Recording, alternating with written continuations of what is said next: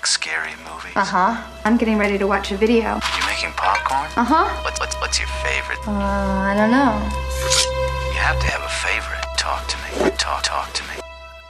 Hi, everybody. I'm George, and welcome to the best little horror house in Philly, the show where we talk about the best horror movie ever made. According to our guest, at least.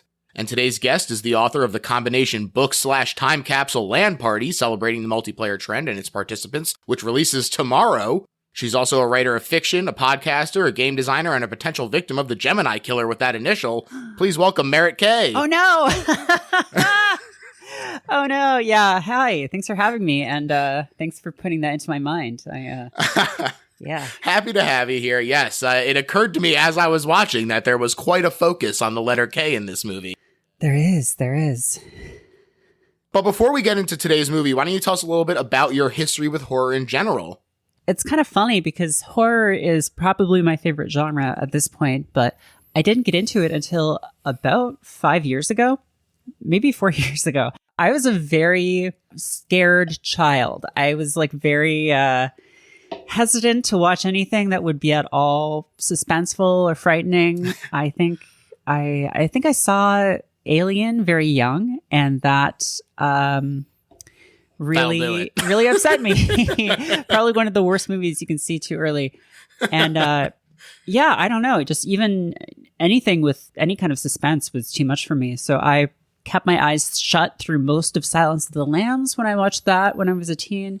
I couldn't deal with gore. I couldn't deal with jump scares. I couldn't deal with even, creepy music. And then, like 4 or 5 years ago, my friend Danielle, who is a big horror aficionado, big film person generally. She teaches film, actually. We started getting together to watch a movie every week, and she would be like, hey, how about like a horror movie? And I was just like, that's not really my thing. But we started with kind of some of the more schlocky 80s movies. So like, we went through Nightmare on Elm Street and Reanimator and a bunch of things like that. And I started to kind of get into it. And then that kind of expanded from there. I think like backwards in time, I was getting more into 70s, 60s stuff, and forward as well a little bit. I will say I still don't watch a ton of new first run horror movies, but I also just don't watch a ton of new first run movies in general. I tend to be much more of like what's on Tubi or Criterion right now that I can dig into, because I didn't even really watch a lot of movies at all for most of my life. So I feel like I am still kind of making up for lost time and building up my familiarity with film. Hell yeah. Well, Tubi, as we know, the people's streamer, God, you'll find a lot of gems on there. It's like so weirdly good. I don't know. It's really strange. Well, I'm definitely curious about the next question then, which is, do you have a preferred subgenre, something that's more likely to get you into it, something that really draws you to a horror movie? Yeah, I mean, usually if something has vampires in it, I will be more willing to give it a shot. I like the classic monsters. I like treatments of when I say classic, I mean like universal, right? So like I like approaches to vampires or like Wolfman or whatever. Right. And that can be really broad too. Like I watched the movie Ravenous recently, which is sort of a vampire movie, but not really. And that was really, really fun. So yeah, I like sort of the monster movies where it's more of like a monster in human form, right? Less of a thing lurking like in the night ready to jump on you. But I love, a lot of the like Italian vampire movies where you go to someone's weird house and you meet them and you're like, wow, this old countess is kind of strange. And then it turns out that she's probably fine. Yeah, no, it's fine. Everything's fine.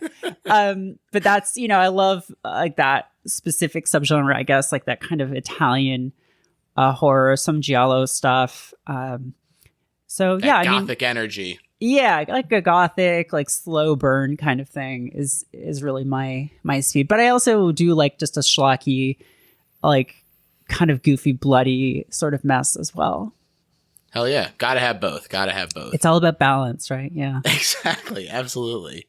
Well, that fits perfectly for today's movie as well. Speaking of, monsters in human form, because the movie we're talking about today is William Peter Blatty's The Exorcist III, A fascinating piece of cinematic history, not only because of the quality of the movie overall, but also the parabolic nature of the Exorcist franchise that it facilitates. You know, so many people love The Exorcist, and they go, there's no way a follow-up to it could be good. And then people watch the second one, and they feel completely vindicated, Right. and they go, they're right, there's no way. Yeah.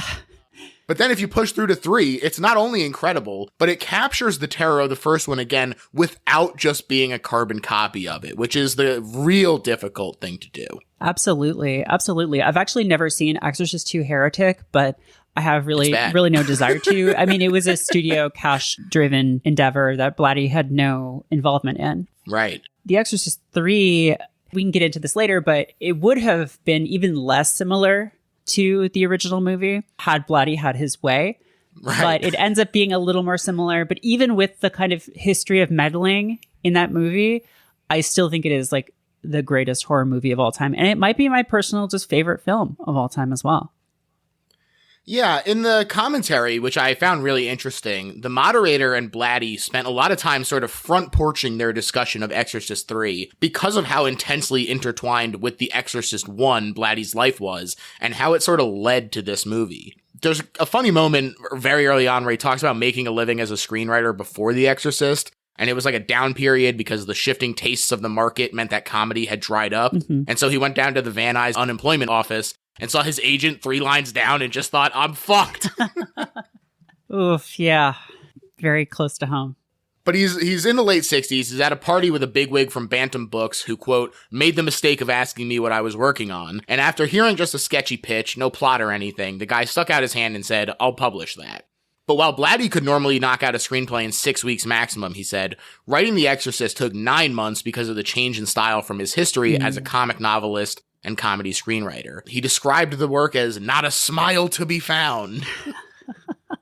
I also loved, he said the opening line was, quote, the horror began on the night of April something, and then for 6 weeks he kept changing the date, just couldn't even get past that. Wow. The fact that I don't know much about him. I haven't read his fiction, but the fact that he comes from a comedy writing background makes a lot of this movie make a lot more sense.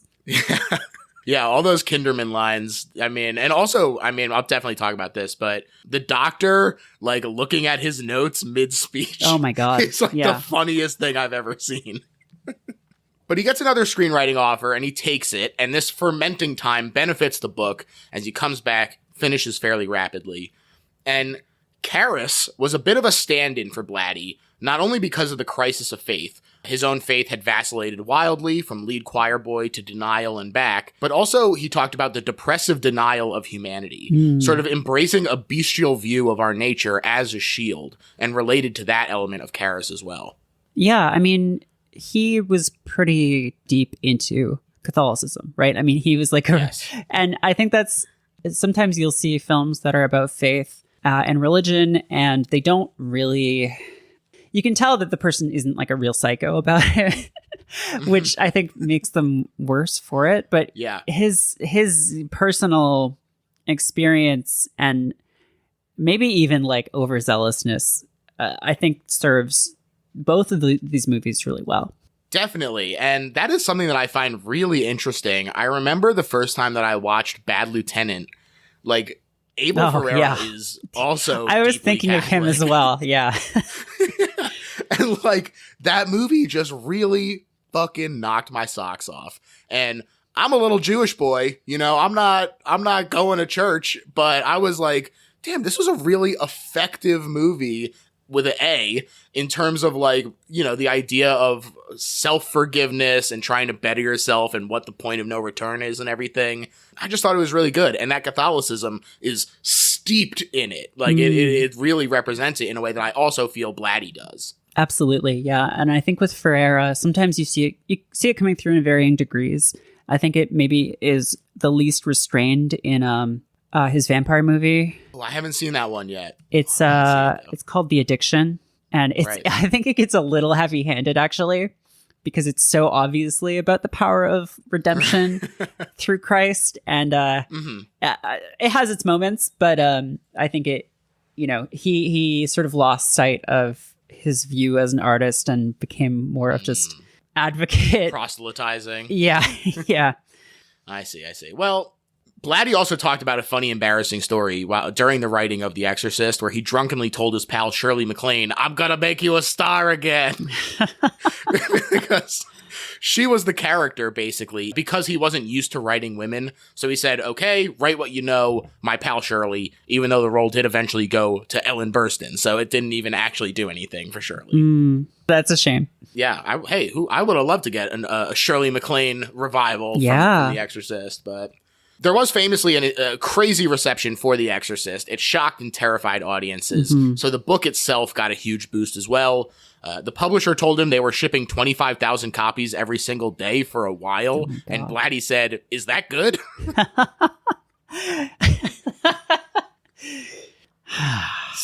So the studio asked him to do a sequel, and his first instinct is absolutely not. Primarily because he simply didn't know where the story could go. But when they drove a truckload of cash up to his house, a quote, dizzying amount, he signed the sequel rights over and we get The Exorcist II.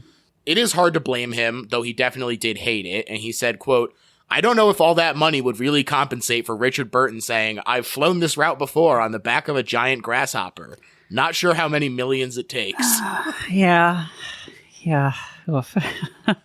But he's a simple man. He had a family to provide for, so he said he doesn't regret it. Yeah, he no. just wishes the director had been a Catholic or a non-believer instead of a Protestant to more compatibly engage with the material. Right. He keeps rolling the idea of a sequel around in his mind, though, especially with Billy the Freak Friedkin saying he was interested. And they start working on it until, quote, "One night, Billy invited me over to his apartment in New York, and he cooked a roast for us, and he told me he didn't want anything to do with knives anymore. I don't know where knives came into Legion, but he pulled back." Wow. I mean, Friedkin also, obviously another grade A, freak. Yeah. But also just, an incredible artistic force, but, making decisions that that probably he should have been stopped from making in a lot of his filmmaking, but kind of selfishly, I'm grateful that he was allowed to do those things. Right. Yeah, all those little foibles that give it the distinction and character that they have. Yeah. Just, wow. And I think someone else was supposed to be involved in Exorcist III as well at some point. Was supposed to direct it. Yes, they did reach out to John Carpenter, of all people. Yes, yeah. Pretty wild. They said that they were ultimately incompatible in the vision, as you alluded to. Blatty did not want there to be an exorcism in The Exorcist III. Right. And Carpenter was definitely pushing for that. He envisioned all kinds of crazy new effects and everything. Ultimately, he was like, I think Blatty just really wants to do this himself, and kind of backed away from it. Right. Yeah. That would have been a very different movie. Yeah. Definitely. And he was right. Blatty says, fine, I'll do it myself. So after much research at the Library of Congress, it's now years later in 1983, he releases this book, Legion. It references the events of The Exorcist, but stands alone as well. And according to Blatty, the point was simply, there is a God. In the commentary, he goes more in depth on this, saying that while Karras was a reflection of his turmoil, he doesn't feel the despair of Kinderman, thanks to his overall faith, and specifically his belief that the imperfectness of this world is what gives us our nobility of overcoming, which earns our place in heaven. And so that's where he feels different than the lead character, and it's less of a direct one-to-one representation of Blatty himself. That makes sense, yeah. I think a lesser director or writer would have treated that character as more of a contemptible figure. And, yes, it's a movie where ultimately the non-theist, the unbeliever, the cynic is shown the error of his ways, but it's done in a way that feels compassionate towards that character and that feels realistic and earned, rather than sort of beating him over the head with you idiot, you fool. How could you not know that God is real and loves you, you dipshit? Yeah, it's very slow and builds to that. So I feel like it earns it rather than feeling cheap. He also described the reasoning behind Kinderman being the protagonist for Legion is that even in the original Exorcist, Kinderman was the character Blatty enjoyed writing because he could give him jokes. Right. And so that was that comedic, persistence coming through. Right. Regarding the movies, Blatty did discuss preferring the original Kinderman, Lee Cobb, to George C. Scott, who was actually an atheist in real life, which he said he thought impacted the performance. And I have to say, all respect to Mr. Blatty, I disagree with this. I really love George as our audience surrogate. He has this toughness that makes it really believable that he could handle the constant body blows of the plot. I think he just really nails it. Oh, absolutely. I mean, George C. Scott is just kind of firing in all cylinders here. I mean, he was an incredible actor as well. He was a stage actor as well as a screen actor. And director as well. He was a director as well and a producer. And, he did like a lot. Obviously, Dr. Strangelove, probably one of his most well-known roles aside from this movie. But he really pulls off this world-weary yet still very engaged. And, he's a man who has seen the worst of the world. He's been a police officer for, however long, decades. He's just seen gruesome murders. He's seen just horrible things. But he still has this warmth to him. And obviously this tremendous sense of humor. And also he is which is kind of unusual for a police officer character in film. He's very literary, which is, I feel like that's Blatty coming through as well. He's constantly making references, allusions, and it's just this interesting mix of qualities that really make him feel real, that are brought to life by Scott's performance. I totally agree. I think that he does distinguish himself from just being the typical lieutenant character. He's much more than that. He has a depth to him. So with no Friedkin, they're unable to agree with any of the other directors' visions. Blatty does take the reins to direct it himself, something that scares studios, especially in tandem with the lingering smell of The Exorcist II, which leads to a tough time actually getting it made, with 6 years between publishing and the production of the movie. And it was even briefly called Exorcist 1990 to avoid having to be like, yes, this is the sequel to Exorcist II. Blatty said, quote, "Exorcist 1990 is what I find terrifying, which are creaks and shadows and what your own imagination brings to the subject, rather than spinning heads and all the rest, which I know have their place, but not in this film." Yeah, I mean, it's a very different approach. There are gruesome imagery in this movie, and there's extremely shocking imagery. I would argue more shocking than the first Exorcist, but it takes a while to get to it, and it's much more of a climax after a long buildup of, these like sounds in the dark. And most of the really horrific stuff in this movie, at least in the first 2/3, happens off screen. Yeah, and I do find it funny that it does still have this like oppressive darkness to it that I think is very good, but this is like the sanitized version of it. Blatty is like, oh yeah, I pulled the heavy stuff out of the script when I translated it from the book. I didn't have time to read the book, which I was a little sad about, but I'm definitely interested in it. The library, I'm on hold. I'm on the list. So, but Blatty brings in a few collaborators from his previous directorial effort, The Ninth Configuration, like Jerry Fisher, the DP. Blatty described himself as smitten all the way back to 1969's black and white Hamlet, but especially once he saw the color work. I just think that he does a good job of capturing the difference of what The Exorcist III is compared to The Exorcist, for sure. Oh, absolutely. Yeah. I mean, it feels like much more, the action spills out, I feel like, much more than the first movie. Mm-hmm. There is sort of the similar space of this enclosed area. In the first movie, obviously, it's Reagan's bedroom. And in this film, it's the confinement cell where patient X is. And so there's like echoes of the first movie visually, but it is, I feel like it takes you much more around and out into the world than the first one did.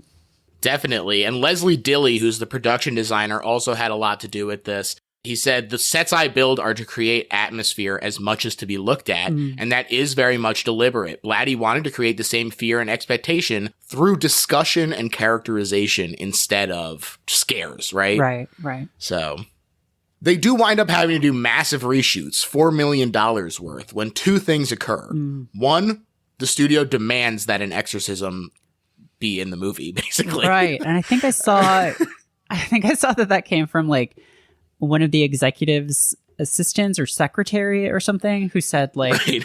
"Oh, there isn't an exorcism in this movie. It's not an exorcist movie. Like, what's going on?" And so yeah, they demand, they're like, you got to have. It's called the exorcism. It's called the Exorcist. You've got to have an exorcism, And on top of that, Jason Miller becomes available. He had not been when they were casting originally, and also was a pretty severe alcoholic, and he couldn't really do the role. And so what they did instead was combine the villain roles into Patient X and introduce the role of Father Morning to combat the demon through exorcism. Right. Which is funny because you see this character, and it's when you know that character was added later, it becomes so obvious because for the first half of the movie, he isn't interacting with anyone else. It's only in that final scene where he actually is in the same room with Patient X or with Kinderman. It's right. He's totally this external force who kind of just shows up for no real reason. Hey, he felt it coming. He saw the bird. He said, "I'm ready." Right. Yeah.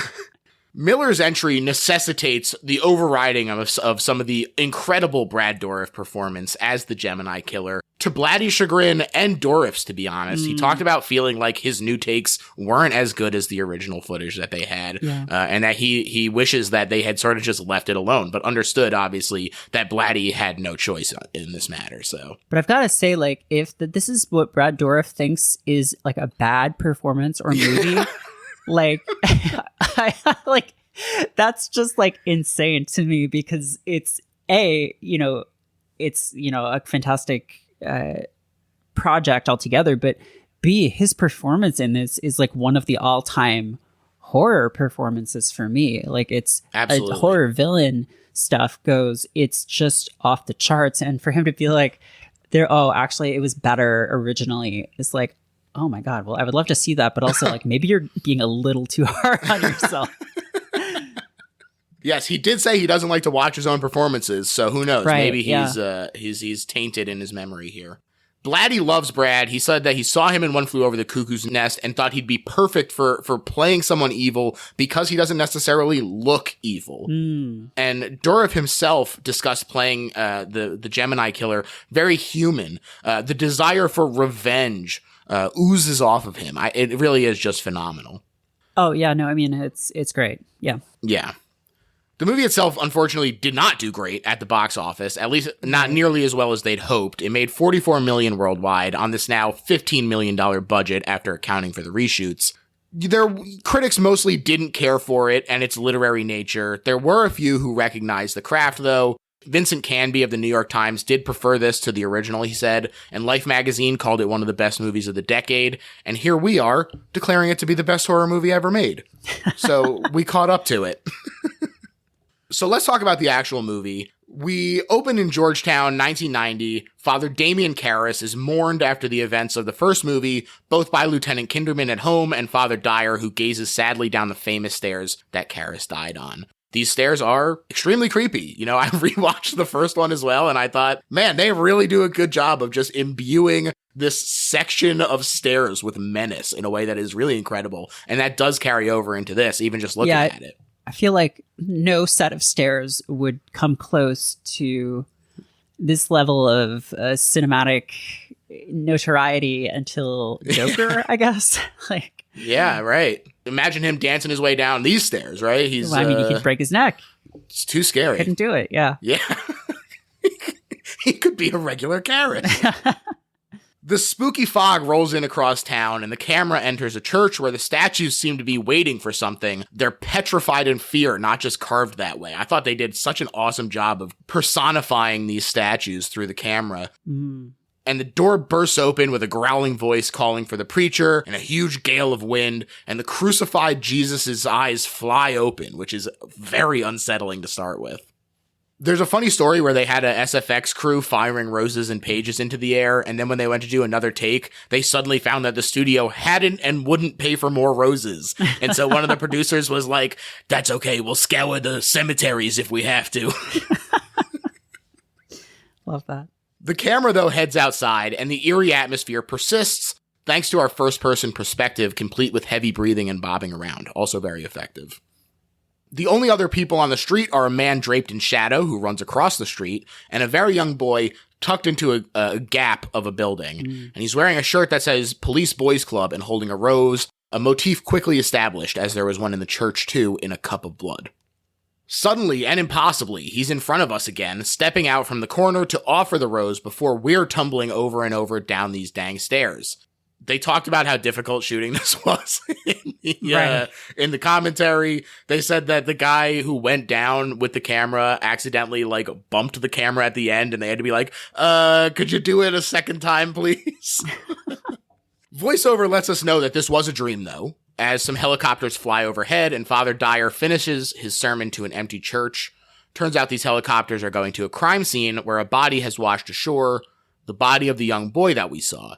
I do think that there is an interesting juxtaposition where the abandonment of religion could be read as reflecting a lack of morals among the population to Blatty. I do think that that's what he's trying to connect there. Oh, for sure. Yeah. And the 15-year anniversary of Father Karras' death weighs heavy on his mind. He shoos out an inquisitive altar boy who mentions that you hear all kinds of stories, and he's in trouble with a superior after telling one of their largest donors, Jesus loves you, but everyone else thinks you're an asshole. So good. We also see his love of movies here, a triplicate connection point between Karras, Dyer, and Kinderman. And today, he and Kinderman are going to see It's a Wonderful Life, each claiming they're doing it to cheer the other one up, which is very cute. I love that. It's so good. It's like just such a great starting point for the relationship between these characters. You know, obviously they're both in the first movie, but we don't really get much of that relationship there. So this is the start of it. And this idea that these two older guys are like, he always gets depressed this time of year. I got to go take him to the movie. Like, it's a great way to introduce both of them. Totally agree. Dyer also mentions that he's seen it 37 times, which the other priest dryly says is commendable. And then he says that his favorite movie is The Fly, which really fucking cracks me up. Great delivery. Yeah, I also kind of wonder if him having seen It's a Wonderful Life so many times is a kind of sly reference to Beetlejuice. Interesting. I don't know if you remember, but there's a scene in Beetlejuice where Beetlejuice says, I've seen The Exorcist about 167 times and it keeps getting funnier every time I see it. Oh, like, probably not. But, that movie was 2 years before this, so it's possible. Hey, I'm willing to believe it. I'm co-signing this theory. Okay. Kinderman himself is lecturing someone about Macbeth's theme regarding the numbing of the moral sense, which is, of course, a little metatextual irony here, as we've already connected this movie to that theme as well. He feels abandoned by God and sees that in the lack of care from his fellow cops, who he does straight up accuse of being racist, which I very greatly appreciated. Right. And he has this great line, too, about, he's like, on the police entrance exam, there's a question that says, what is rabies and what would you do for it? He's like, and this guy said, rabies are Jewish priests and I would do anything that they needed me. Perfect. So good. So good. He wants the files on the Gemini killer who supposedly died 15 years ago, but there's a symbol on the palm of the victim that connects the cases. And he sends the others home to spend time with their families. He does the same, very much a recharging effort. It's clear that he's exhausted and wondering what effect he's having as he tells his wife that they finally managed to catch the scourge of the city who was breaking into people's houses to redecorate. Very fun detail. I like that. It's a little, that's the case that they're solving there. Gosh. We also get a few more fun details at the movies that I think do help to flesh them out, like Kinderman flashing his badge and saying official business to get in, and Father Dyer being unable to go in without concessions because he's a Lemonhead junkie. Right. God, perfect. In these first few scenes with the two of them, there's so much dialogue packed in. There's so many throwaway lines and jokes that are just so great. Dyer's like, within the time I've been waiting here, 4 new popes have been elected. That's a lot of white smoke. And he says, he's talking about the lemon drops. I spent a year hearing children's confessions and, I became a lemon drop junkie, smelling them on their breath between that and the weed. I think they're more addictive. Like, God, it's just so dense. It's great. So much fun. Yeah. Yeah. Even the next joke is Kinderman can't go home because there's a giant carp swimming in his bathtub for the last 3 days. Carp. I totally forgot it. But the last time I saw this movie, I watched it today. But prior to that, I think it was like 3 years ago. And I completely forgot about the carp. There's this huge, like 2-minute long dialogue sequence where George C. Scott is getting right up in what's his name? Ed Kramer, his face. And Ed Flanders. Ed Flanders' face. And it's just like, I can't go home because of the carp. My mother-in-law is here and she's going to cook carp. I got nothing against the fish. It's a good fish. But because of the impurities, she buys it live. And it's swimming around in my bathtub. And it's like, what? Where is this going? And the answer is it's going nowhere. He just is telling this insane story that has like nothing to do with anything. And it's beautiful. It's wonderful. And it's like, yeah, not every little bit of dialogue has to, tie into the broader plot or anything. It's just, and the mother-in-law character really, doesn't do anything in the movie. She's just there, but it works. And the carp is She's cooking carp. She's cooking carp. It's great. It's fantastic. It is great. This was also a true story that Blatty was going through, and he had to talk Scott into doing it because George didn't see the humor, which is crazy to me. Between this and Dr. Strangelove, I can't believe that they are just constantly having to trick this guy into the best comedic performances. It's so good. So they go grab dinner instead, and they talk theology. The whole world is God's murder victim because a God who was good would never invent death. It's a lousy idea, not popular. Honestly, one could just quote this whole segment because the back and forth is delightful, but this conversation definitely ties to Blatty's statement that the search for God is actually searching for validation of our own immortality as a defense against the fear of death. Whoa.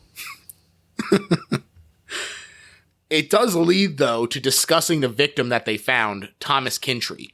12 years old, an ingot driven through each eye before decapitation. In place of his head was the head of a Jesus statue painted in blackface, and then he was crucified on some rowing oars, which is not a fun description. Yeah, really, really upsetting. We next see a confession. This little old lady walks in, but as we stay in the priest section of the confessional, we see simply a void as the reedy voice recounts the first 17 murders and cackles before a cut, and the next family's weeping alerts us to the blood that indicates the priest's death. The blood is voluminous. It's a problem she has, all the bleeding, the voice said. Oh, God. Right, which sets up something later on, which I didn't realize the first time I watched this movie, obviously, but... Yeah, it is kind of a subtler setup to be like, oh, this fascination with blood and like what to do with it is a trait of this killer that does persist. Kinderman is disturbed once again, though, both at the crime and the laziness of his peers. This is just the start, though, because he also gets some news about the young boy. The autopsy showed that he actually died from slow asphyxiation after being paralyzed by drugs. He was conscious the whole time he was being butchered. Yeah, it just gets worse. It just gets worse and worse. Suddenly, Father Dyer is in the hospital. What the heck? One of my favorite moments in the movie is it's so tiny, but Kinderman is like literally running over to check on his friend, but then a few steps away, pauses and gathers himself to seem like he's cool and collected as he strolls in, just going, "What's this nonsense?" Stuffed penguin in hand. It's perfect. Like the shot from the hospital room looking out into the hallway, and Kinderman stops, just like steps before the doorway, and it's just like, adjusting himself. It's great. And pretty cute stuffed penguin too. Good gift, Kinderman. Yeah, no, it's good. I mean, we get more banter between them, discussion about why he's there. Like, oh, my brother had the same thing, and it's like, your brother died at 30. And it's like, yeah, he was in Vietnam. He's like, it could have been related. There's a great line here too. He's reading like Women's Day, I think, or something. He's asking Kinderman like, "Hey, can you pick me something up?" And Kinderman just like, "My God, the grammar!" Like, because he ends the sentence with a preposition. It's good. It's really good. It's like these two guys, it's these two. And there's probably a lot you could say or write about male friendships in this movie. Just sort of discomfort that Kinderman has with like the stopping outside the room, and then he's like kind of giving him a hard time at first, but he also obviously really cares about him. It's great. I mean, I think that relationship is the core of at least the first half of this movie, and it's done wonderfully. I totally agree. I think that they do such a great job of establishing that and really making you care about both of them, so that ultimately, when, spoiler alert for coming up in our conversation, when Dyer dies, it feels that much more impactful, not only because we cared about Dyer, but because we care about Kinderman and know how much this is affecting him. Right, yeah. The rose motif does reemerge with a single rose by Dyer's bed, indicating all along that he has been marked for death, so, you do sort of see it coming. And Kinderman does snap at Dyer's lack of concern, and he stalks out, but as we follow him, we see the decapitated Jesus statue. Ooh. Kinderman is hearing the autopsy of the priest now, again paralyzed, again in precise dosage, and they found a fingerprint, which he's stoked about. After all, it's the same as the prints from the Orr's crucifix, isn't it? And slowly, these other two cops shake their head. 2 different killers? What the heck? Mm-hmm.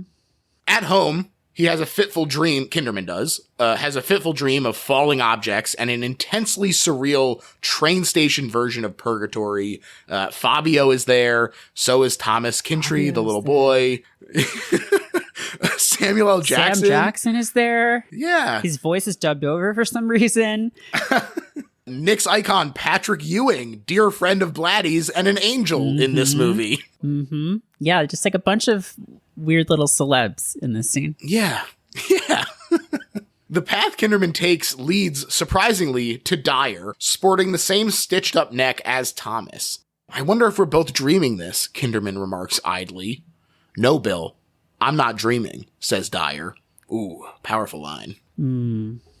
This scene peaks in a frenzy, and Kinderman wakes up the next morning to a phone call. Dyer is true to his name, and in a gruesome fashion, every drop of blood has been drained from the body and is put neatly in cups on the table nearby, not even a smudge on the jars.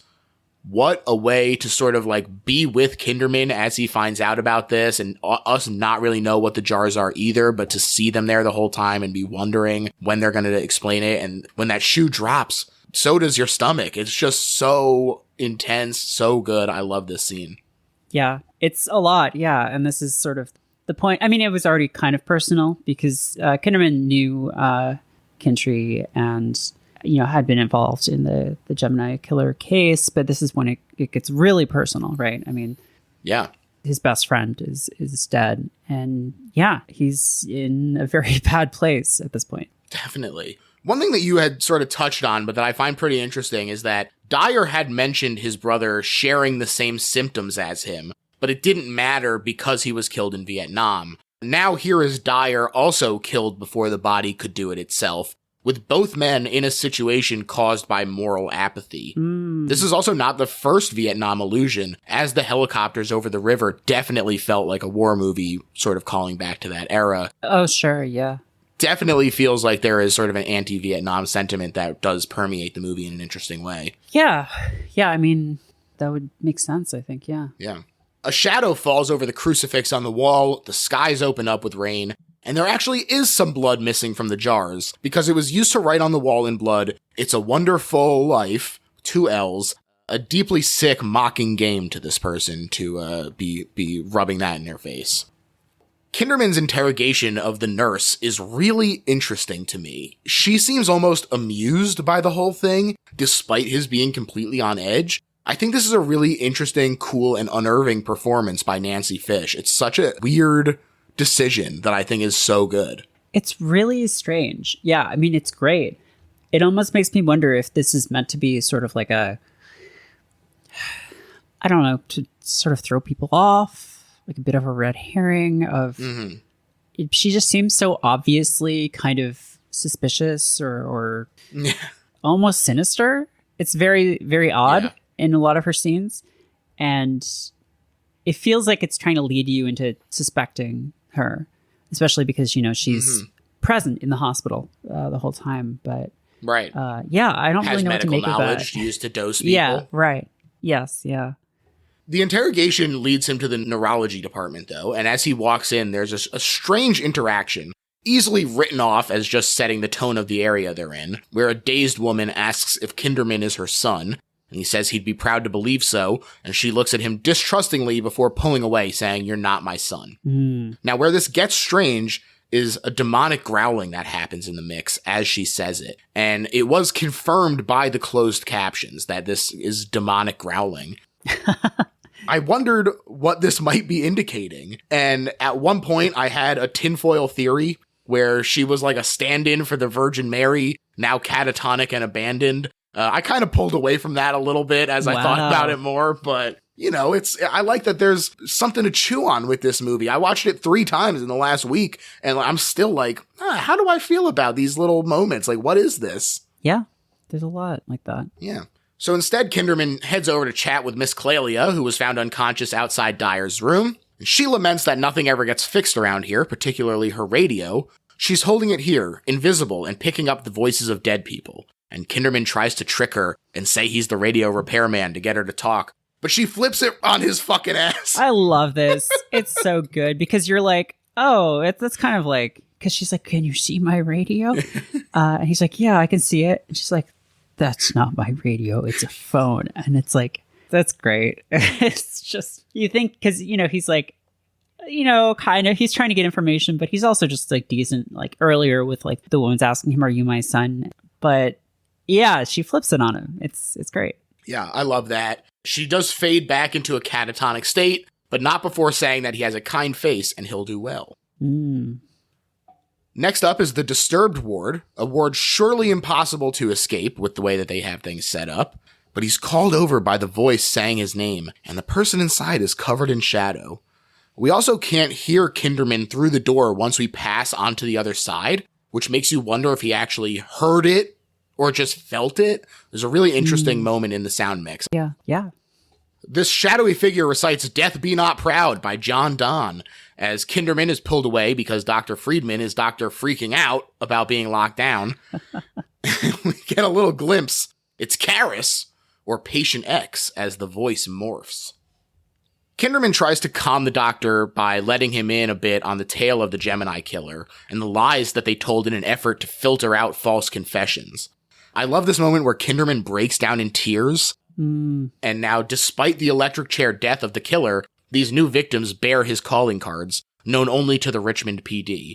The final one is the letter K starting the victim's name, like Father Joseph Kevin Dyer and Thomas Kintry. I also love this setup because Kinderman starts with K as well, and it really sort of puts a like, oh, is he in danger too on the whole thing. Right. I like that a lot. They do seem to be on the path of the murder weapon, which is a spring-loaded shear that conspicuously went missing not long ago, although to where they don't know. And Kinderman has to consult the church on their religious connection, what the 2 murdered priests might have had in common. I love this really freaky moment where the grandfather clock stops ticking. In the immediate aftermath of that, a lot of other creepy stuff happens, right? The creaking door, floating paper, whispers in Latin, and a ghostly girl giggles. Most freaky of all, perhaps. But this moment where the grandfather clock stops and Kinderman just like looks at it and waits for it to keep going and it doesn't is just so unnerving. It's so surreal. I think they do such a great job of keeping you as off balance as he is. Oh, for sure. Yeah. Big K follows these noises to ominously rattling and flickering lights that lead down a very spooky and dark hallway. There's also a reversal of the frightened holy statues that we've seen thus far, which is a ghastly grinning and knife-wielding man cloaked in black that could only be described as going Joker mode. Yeah, that's really weird. Like, I don't know. It's just, there's a statue of the Joker. All right. The spell is broken, though, when he and the priest's assistant startle each other, and he returns shaken and with both men in need of a drink. He asks the father, do you believe in possession? And he responds, who cares? I've got enough to do worrying about the kids who need scholarships. Right. Which I thought was a very funny retort. But they do conclude that the McNeil case connects all the victims. Dyer was a friend of the McNeils. He was close with Karis. The first priest was one who gave Karis permission to investigate, and Kintry's mother was the linguistics expert who discovered the tape of Reagan was actually reversed English. So he finally has this connection. It does connect to the first movie in an interesting way. I think that this is a interesting way to continue the story. I know that he talked about in many interviews about not knowing how to continue the story, and I think that having this sort of web that drives towards Kinderman being the last remaining member of the original party sort of thing is just a really effective way to do it. Right. Yeah. It's Pazuzu. I don't know if that's officially stated in the novel, but it's pretty strongly implied that it's Pazuzu getting revenge for the events of the first movie.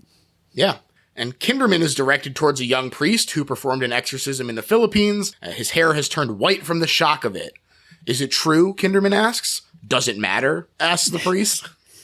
And that is Father Morning, who we see find a bird that was moments ago chirping happily, now dead. The crucifix on his wall falls and starts to cry blood as his shoes echo loudly and wind starts to howl. And he says, folks, it's exorcism time. Yeah, this is obviously stuff that was added later on because, this character is just on his own, doing his own thing. And he just sort of feels this call. It's not even like Kinderman seeks him out, really, which would have made more sense, but probably wasn't feasible given the production constraints. Right. So Morning just sort of finds his own way there. And that's, one of the less satisfying aspects of this movie. But I don't think obviously I don't think it ruins it. And I think the ending still works. And the second half of the movie still works, but it is strange. I'll say that. Yeah, I do think it works as well. I honestly think that the first time that I watched this, I had no idea of the reshoots. And I was just me neither. Yeah. Okay, fine. This guy feels the call. I get it, right? You feel it strongly enough. You have experience with exorcisms. All right, let's go. But at the police station, the fingerprints indicate that Miss Clelia was the murderer. Surely impossible based on her condition and the strength needed to operate the shears. So Kinderman presses her.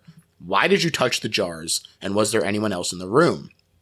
This is when we cut away to, as I mentioned earlier, one of the funniest things that I have seen in a very long time, which is they cut to Scott Wilson as the doctor rehearsing his little speech. And he says, by the way, that patient you looked in on, the police brought him here 15 years ago with complete amnesia and wandering the canals before worsening to catatonia. And he's, practicing this in different tones before. In the middle of the speech, he glances at the speech in his desk while dramatically pausing and shifting. For there to just be this, screwball humor in the middle of Faith's nadir. Yeah, right. It's really goofy, and I think the first time I saw this, maybe I just wasn't paying enough attention, but I didn't really understand why this was happening. But it becomes pretty clear later on why this is, and it's because, the Gemini killer has sort of browbeaten or threatened this doctor into bringing Kinderman to him. And so he's written out this whole speech as a way of luring him in. Right. Right. And you don't know that until later. So you're just like, what is this guy doing? Is this guy just it's like he's rehearsing for his role in this movie. Yeah. So he also reveals that the Gemini killer has been improving suddenly and getting violent. Or actually, he says the patient has been improving and getting violent. He does not refer to him as the Gemini killer just yet. He says the isolation is new, as is some electroshock therapy that he's been receiving. And this is when he confirms that it is the Gemini killer, which is double fucked up because you think that it's going to be about it being Karis. You think that's going to be the reveal. Right. Kinderman has a dizzy spell, ostensibly from working too hard and being an old man who is running around trying to catch a killer. But he has to push ever onward, and he goes into the cell 11 where patient X looks up and says, "It's a wonderful life." It's also a wonderful shot. His eyes are focused on, and their brown has become almost completely consumed by a ring of green in his pupils. We also see the gulf between these two men, both bathed in light from the windows as they sit across from each other. It just looks fantastic. Oh, it's so good. Patient X taunts him, first about the lack of medical records for Karis, and then with insider knowledge of the Gemini's original victims. I really like this scene, such a departure from one of our emotional touchstones of the original one. He's the relatably melancholic source of hope to be found in The Exorcist. And for him to have become this villain and to, I think, do it pretty effectively is really a awesome swap. Yeah, I think it works. I know this wasn't in the original concept or the original shooting for the movie, but I think it works. And he doesn't get a ton of screen time because Brad Dourif takes over pretty quickly. Yeah. No, it's good. It's shocking. It does, I think, do the job of tying this to the first movie much more effectively, having, the same actor. Right. There. Yeah. It's interesting because I understand the appeal of wanting to shift it away from the first one, especially because it has sort of this albatross of reputation that it brings with it. But I also like the first movie, and I am happy to have like a connection to it. So I also think it works, and I'm happy to have it. Patient X also says that these new murders are off his beaten path of randomness because they're settling a score for a friend over there. He does roar in pain at the nearness of the forbidden nature of what he's discussing, though. He says he can't talk about it too directly. In a fit of rage at Kinderman's insistence of the Gemini's death, though, he transforms into his true form, Brad freaking Dourif. My apologies to Jason Miller, who was a handsome man in his own right, but upgrade. Kinderman can't see it, though. And the Gemini says it's because he doesn't look with the eyes of faith. I thought that was a really interesting moment. Yeah.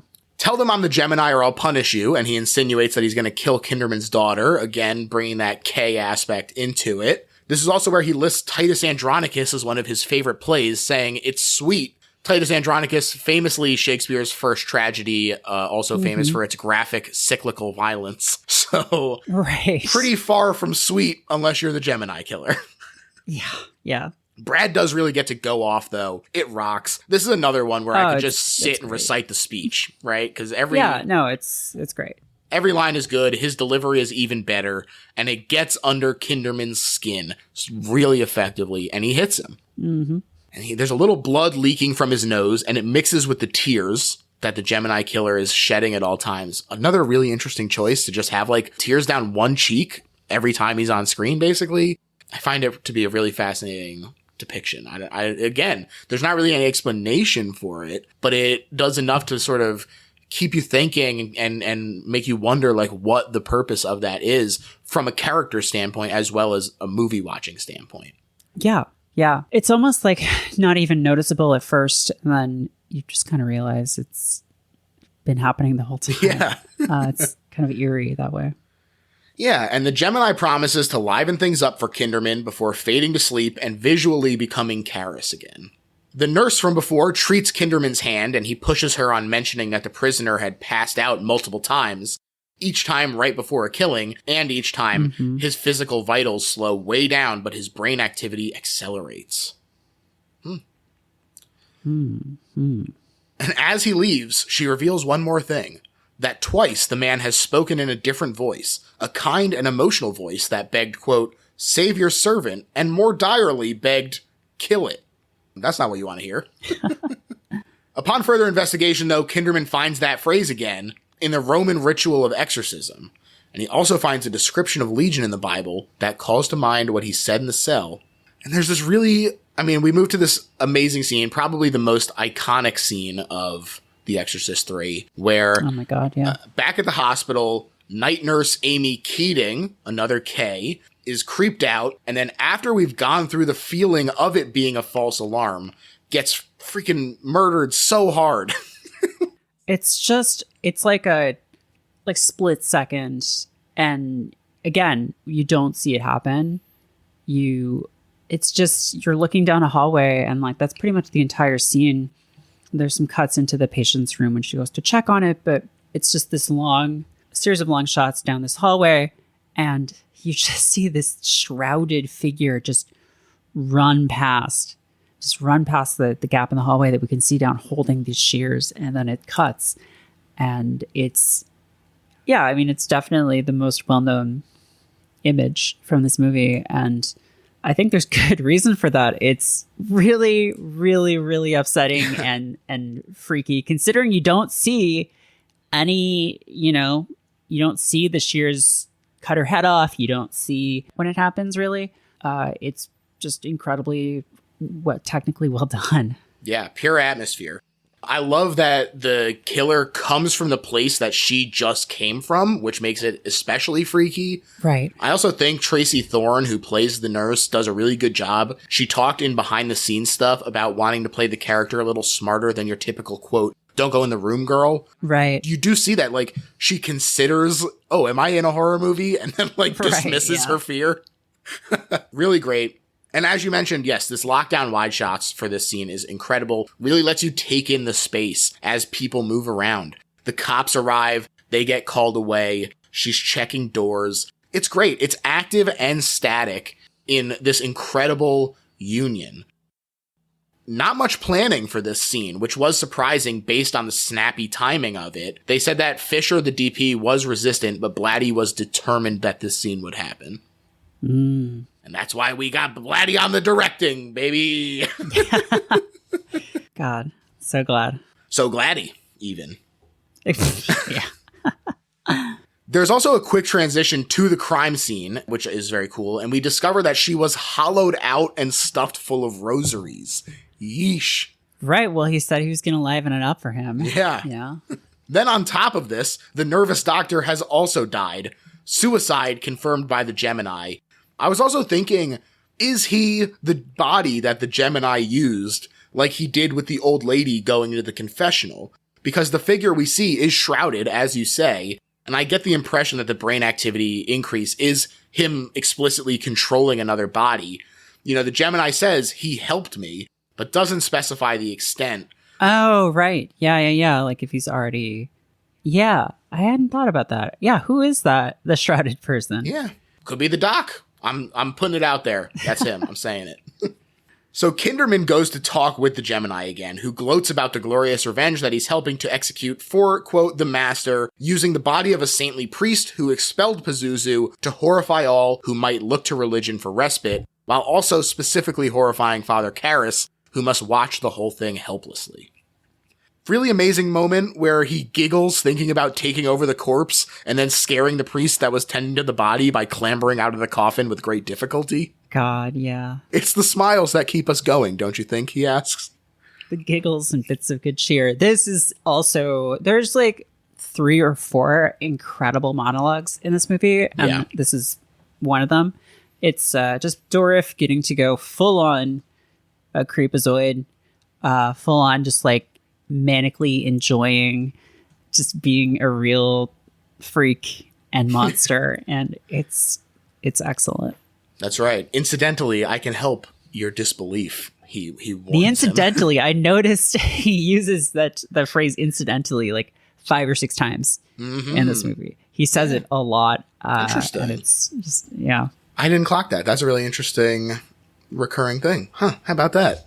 The Gemini, his threats and expositions are concluded, and he falls asleep. But this gives Karras the opportunity to beg, Bill, help me.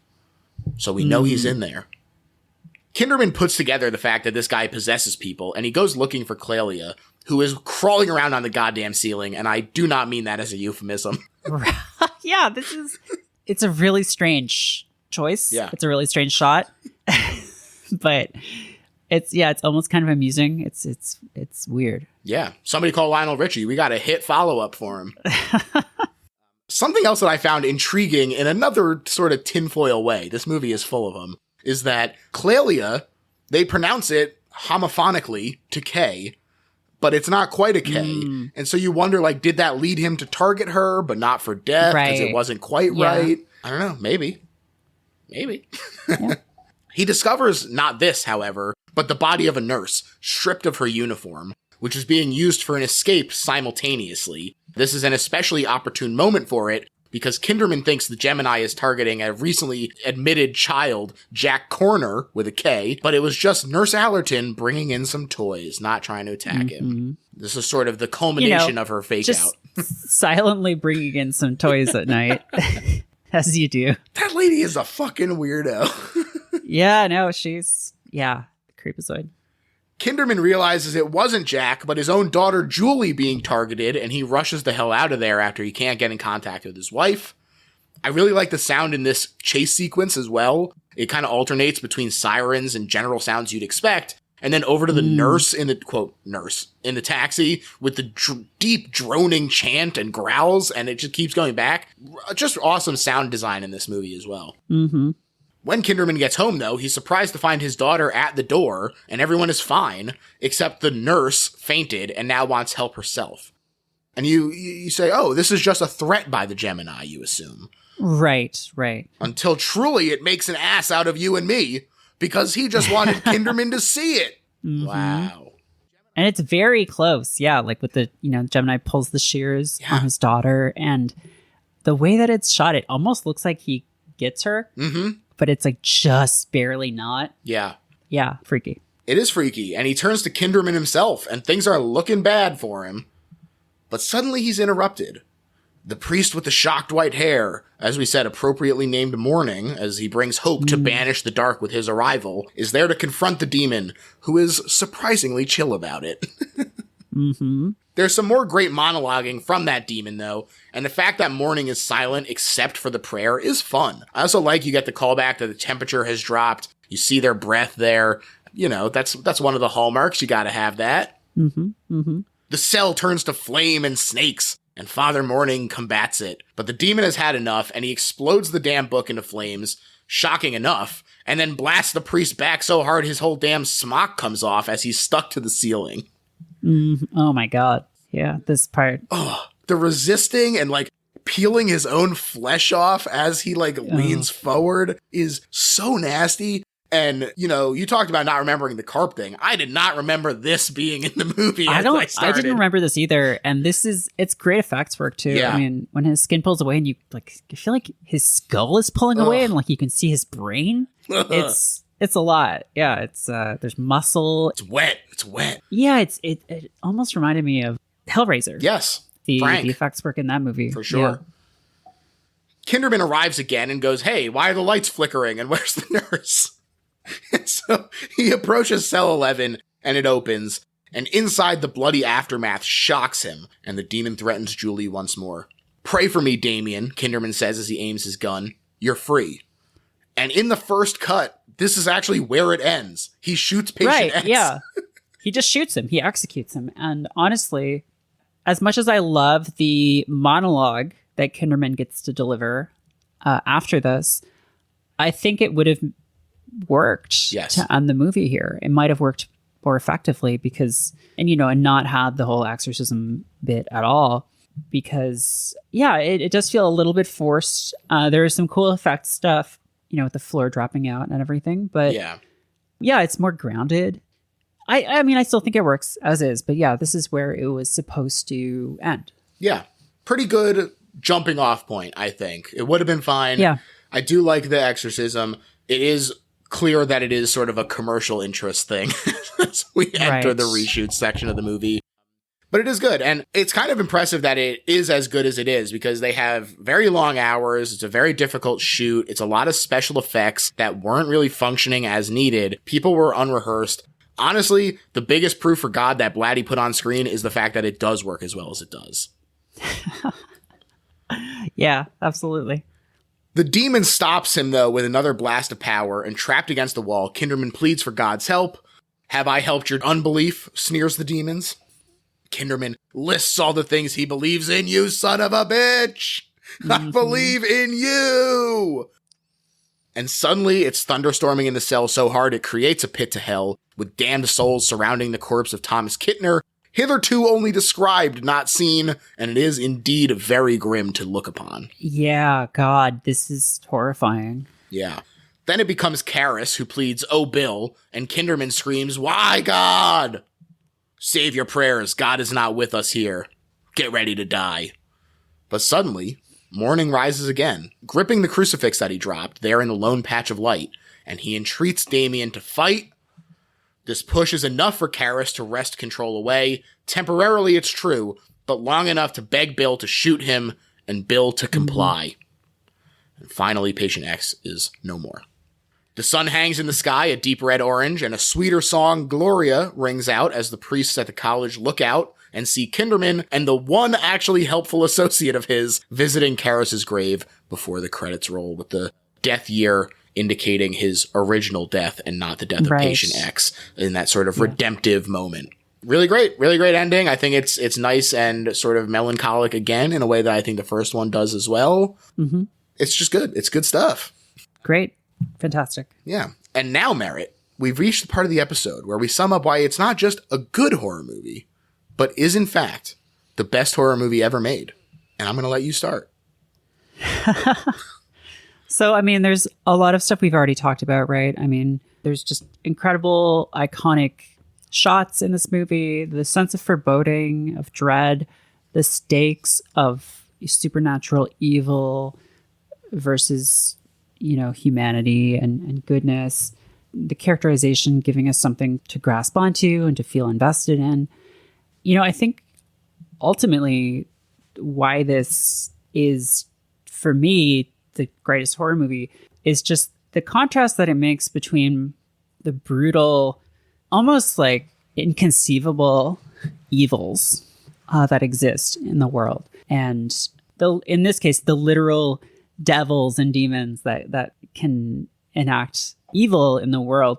The way that it contrasts that with just the everyday kindnesses and companionship and love that exists between people. For me, the reason that this movie works is because the character of Kinderman is like, yes, he is worn down, but he isn't hard bitten. He's still open to the world. And the relationship between him and Dyer is just such a perfect counterpoint to the grueling horrors that it throws at us. Just that tension for me, or not tension so much as balance of like, yes, there are truly horrible, horrific things in this world. There is also succor, there's also kindness, and there's also companionship. And I love a depressing horror movie. I love a relentlessly grim horror movie. Those can be great, but the way that this movie tries to push a little further than that and to show that like that isn't it. That isn't the whole extent of everything. Everything is not gray and bloody and awful forever. There are things that are valuable and good and joyous in the world, even if they're small and even if they're few and far between. They're there. And that to me is why I think maybe you could argue that The Exorcist is a better movie overall. I would say The Exorcist 3 is a better horror movie than the original. Absolutely. To me, this is the best horror movie ever made because it is so blatty. Like, it's so personal. It feels like someone really pouring their heart and soul into a movie that is so effective, and it really makes you take it seriously in a way that I think more corporately produced stuff does not get from audiences. It is fun to contemplate. We talked about how many things that I was still here sitting like, this could be anything. It could be a dozen different paths, but it's fun to think about. It's also thematically dense, right? It has actual meat to the themes of it. It's not just this sort of shallow cast off thing. Then on top of it, it's actually fucking scary, which is huge. Right. And for it to not only be scary, but to have that comedy woven throughout by the deft hand of a master, it's so impressively done. And it prevents this movie from feeling like too much, I think, because it is very grim. And I think it would be very easy for this to feel oppressive. But the bits of laughter do give you an out almost. They do give you a way to stay attached to the movie and to not feel like it is going to only be dour. And I think that does have a little bit to do with the religious bent of the movie as well, because Blatty thinking that there is a happy ending possibility for us is what leads him to put that happy ending in the movie and to give us that sort of exit and dismount that is, yes, bitter, but bittersweet. And the performances are just out of this world. George C. Scott, unreal. Brad Dourif, unreal. It's an incredible movie. It's the best horror movie ever made. What else is there to say about it? Check it out if you haven't seen it. If you thought that there could only be one Exorcist. Folks, you gotta see this one. Absolutely. Merritt, I want to thank you so much for coming on the show. This was so much fun. Please tell the people where they can check you out, where they can order your book, all that stuff. Yeah, first of all, thanks for having me. This was a lot of fun. It was a great excuse to revisit one of my favorite movies, if not my favorite movie. I'm on Instagram and Blue Sky. On Instagram, I'm Merritt K9. On Blue Sky, I'm merrittk.com. And, I have a website, otherstrangeness.com, where you can find out all my writing and other stuff is there. And my book, Land Party, which you mentioned at the top, is out, today, And you can order it. There's been some confusion because we did a crowdfunding campaign and people have been messaging me saying, oh, I missed out. Are you doing another run? The answer is yes. I mean, we did the crowdfunding campaign and it's now out for retail. So you can buy it. The 30th, right? It should be on the 30th. Yeah, I think it might be a bit sooner than that in the UK because the publisher is in the UK. Yeah, so you can get that at your local bookstore, which is always the best way to get books. Or if that's not possible for you, it is on Amazon. It should be on other online retailers. And it's a really fun book. It's a coffee table book of photos of LAN parties and stories from that era.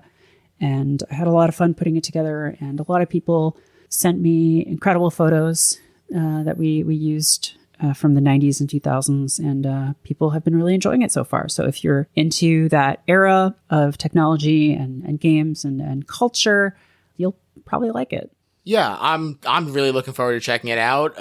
As I said, it's much more than just about the LAN parties. It is a time capsule of the sort of entire era. You get to look at all the clothing and all the wallpapers and stuff. What people are, sitting on the couches. Even just the preview stuff that I saw looked really incredible. I am looking forward to it for sure. On top of that, Merritt mentioned her regular writing on the website. Definitely want to encourage people to check that out as well. If you're interested in The Exorcist III and its sort of exploration of the afterlife, the recent story Connections is really cool and explores the possibility of an afterlife with finite space, which I really, really enjoyed. So Thank you. People should definitely go and check that out, as well as LAN Party. As far as my plugs, check me out on Blue Sky at Little Horror PHL, Instagram, Little Horror PHL, if you want to check it out. Check out the Patreon if you're enjoying the show. All kinds of great bonus episodes on there. We're also going to be distributing some of the stuff from the 24-hour live stream that I did at the end of 2023 through the Patreon, so you'll be able to check that out. All kinds of great episodes in the back catalog. If you're into comedians, Hayes Davenport from the excellent Hollywood Handbook show was on to talk about Under the Silver Lake. Really, really awesome episode. Lots of great cartoonists like Michael DeForge was just on Toronto's Own. He is a really, really awesome artist, and we talked about The Happening as the best horror movie ever made, which a lot of people might not believe that we were actually fans of it, but truly, we both do really enjoy that movie. There's a lot to say about it, so check out The Happening episode. I think people will dig it. That's it. Thanks, everyone. Bye.